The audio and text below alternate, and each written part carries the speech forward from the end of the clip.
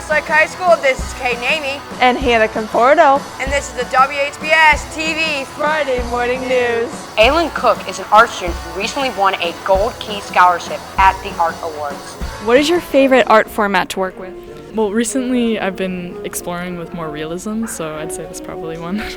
Well, I don't really have a specific style exactly, but I'd say just exploration and new ideas and stuff like that.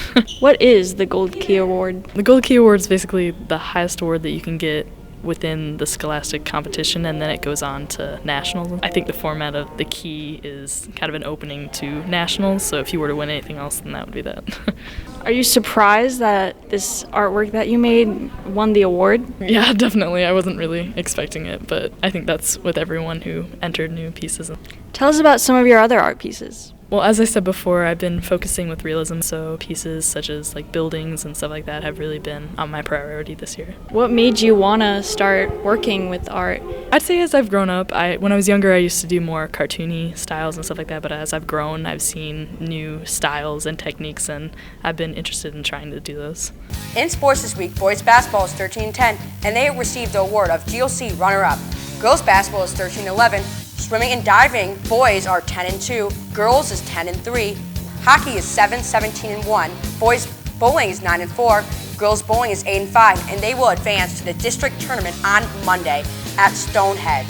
Wrestling 14-4, and they will compete at the OHSAA sectionals at Strongsville this Saturday. And gymnastics. The season has concluded and they broke a season record. The Westlake Demons girls and boys basketball seasons both ended this week. The girls lost on the road at Olmsted Falls 72-38, while the boys dropped a back-and-forth game at Midview 61-54. The boys changed leads with Midview late in the fourth quarter until Herman Plas of Midview hit a three-pointer, getting 19 points and giving Midview a comfortable lead, which they would hold on to for the rest of the game. For WHBS News, this is Alan Wiley. Congratulations, Mr. and Mrs. Krupa. Emmett Matthew Krupa was born at 6:04 p.m. on Wednesday. Tomorrow night are the finals for the Tri-C High School Rock-Off Battle of the Bands. Let's wish good luck to Westlake's own Blair Blades and the Backstabbers as they compete for first place. The Environmental Club is having a clothing swap tomorrow in the Rotunda from 10:30 to 1:15. Trade in what you don't want for something you do want. Use this QR code to purchase your admission. The Green and White reveal will be April 21st and 22nd at 7 p.m. in the PAC. Auditions for MCs will be Tuesday, February 28th from 6 to 9 in the multi-purpose room. Act auditions will be March 4th, 11th, and 18th. Use the QR codes on the sign-up. Hi, welcome to Movie Talk. I'm Rainey Rodriguez, and I'm of course joined by my incoherent co-host, Isabella Miller. Today we're talking about the Lego Batman movie. According to Google's synopsis of the Lego Batman movie, there are big changes brewing in Gotham, but if Batman, Will Arnett, wants to save the city from Joker's hostile takeover, he may have to drop the lone vigilante thing, try to work with others, and maybe, just maybe, learn to lighten up. I think it's cool because it really is an all-ages movie.